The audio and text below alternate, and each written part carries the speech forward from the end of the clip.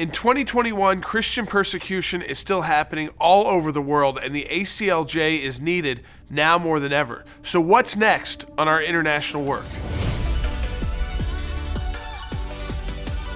So as I'm sure you know if you follow our work, Christian persecution around the world doesn't stop because of a pandemic. It doesn't stop because of a virus.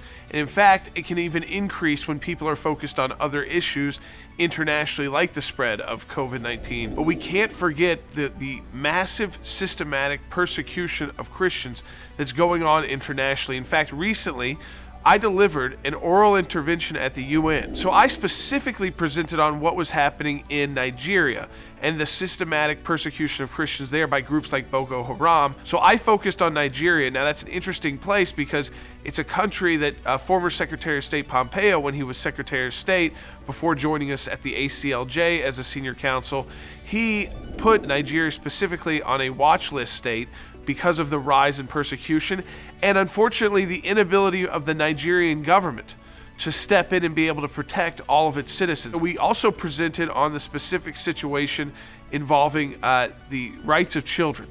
So there's a UN Human Rights Council working group on the rights of children, and we focused in specifically on the rights of the unborn.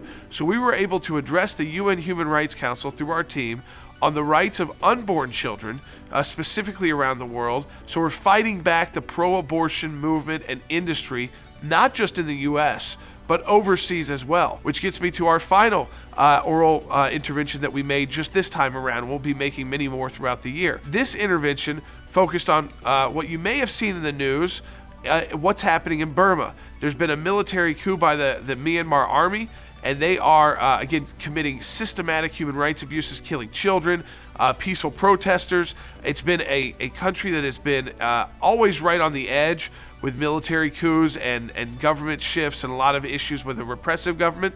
That's been taken up many, many levels. So when we fight at the UN, we speak out on issues like the persecution of Christians in Nigeria.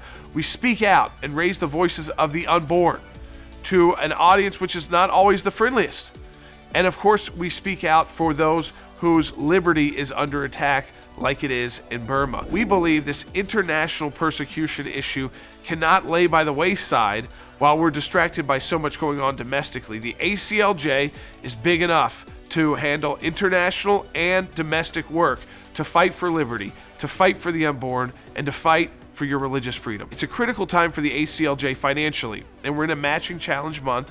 Whatever you're able to donate is effectively double to the ACLJ. So it's a critical time for us to continue to expand our domestic team to protect our liberties right here at home in the United States of America, but also a critical time to protect our Christian brothers and sisters and the unborn overseas and those who are being persecuted, which is what we're doing through our international work as we speak. Support the work of the ACLJ in our Matching Challenge Month. Donate today at aclj.org.